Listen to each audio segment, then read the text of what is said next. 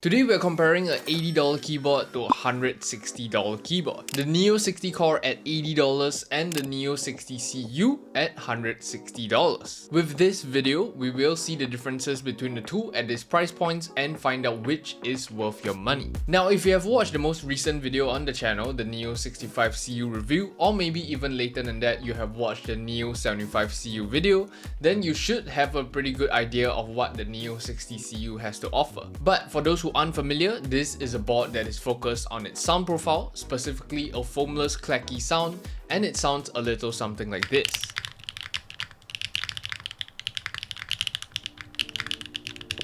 I would say this is somewhat of a premium board. It's for those who really prioritize sound. Now for the Neo60 core, let's see what we have for $80. In terms of packaging, it definitely feels very premium compared to other $80 boards out there in the market, and the board itself, the first impression is definitely not a letdown. I mean, who would guess that this is an $80 keyboard? We have a case fully made from aluminum, very slim bezels, and some pretty nice edges.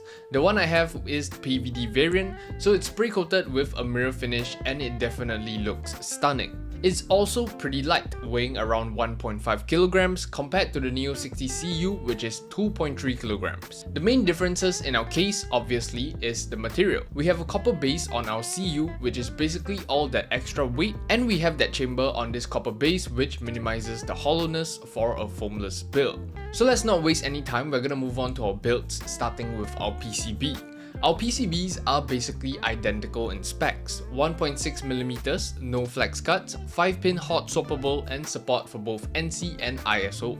And yes, triple mode connection is available for both these boards. In terms of the case structure, we actually have two very different structure. The Neo60 core has a uni body. It's just a single case, and the 60CU is, as per usual, a top frame and a bottom housing.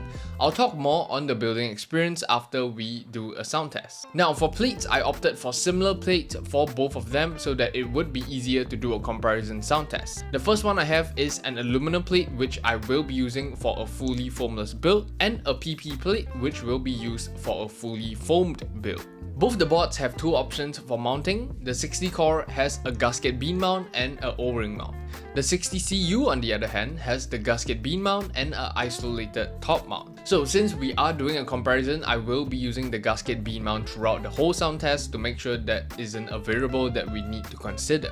Alright, for our first comparison, we'll start with the foamless build. So the aluminum plate, and I will be using the HMX hibiscus switches for both builds. So here's how they sound.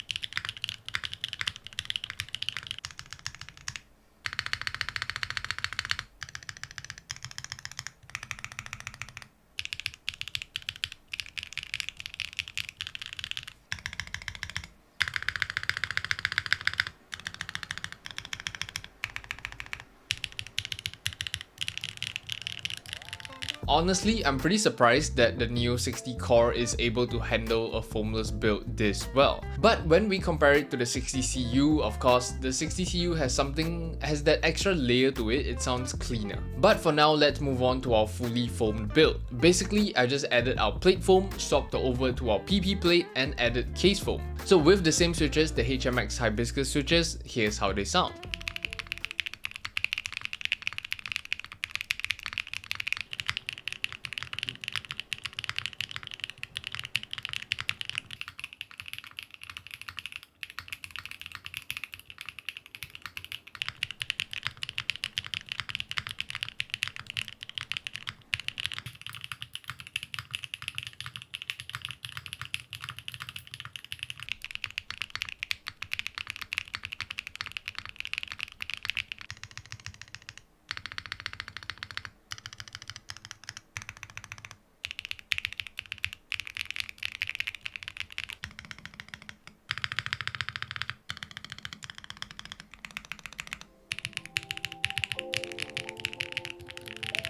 I'm gonna be honest, they both sound very good and they both sound very similar fully foamed. If I couldn't see and was going based off sound, I don't think I would be able to tell the difference. You should try.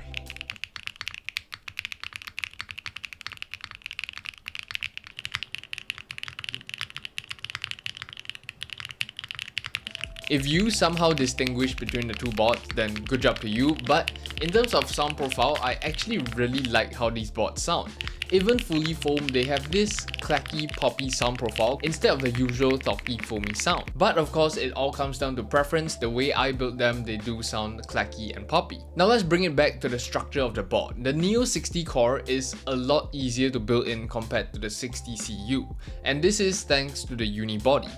There isn't really much to it. They provide a tool that allows you to pull out your PCB sandwich really easily. And the 60CU honestly just has an extra step of removing 4 screws. So let me break it down to you in very simple terms. If you enjoy and prioritize a foamless build, the clacky and light sound profile, then the 60CU is the one for you. But if you're not too sure what sound profile you like, and maybe you're on a tighter budget, then the 60 core is perfect for you. There are other plate options aside from the ones I've shown that will achieve a different sound profile, and I feel like it is the perfect board for you to explore and really try out different switches and sound profiles. If I had to choose one to recommend, I would say the Neo60 core. For $80, it's very hard to turn down and it's a really easy recommendation. This is probably like the best budget keyboard on the market right now. And before you start bringing up AliExpress keyboards like the Ayula F75, I would rate that like a 3 out of 10 if this is a 10 out of 10. And of course, it looks so much better than the Ayula F75. I do not know how Keys is selling this for $80. The budget keyboard market is always getting better and better, and I'm all for it. So if you're interested in any of the two boards, everything will be linked down below. Now before I end the video, I actually have a pretty interesting announcement to make.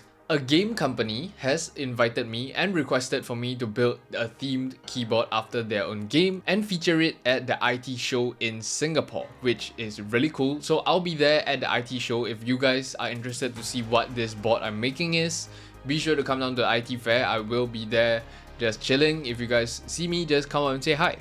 But aside from that, we have come to the end of the video. I hope you guys enjoyed this video. Comment your thoughts on the keyboards down below and subscribe if you enjoy my content. I'll see you guys in the next one.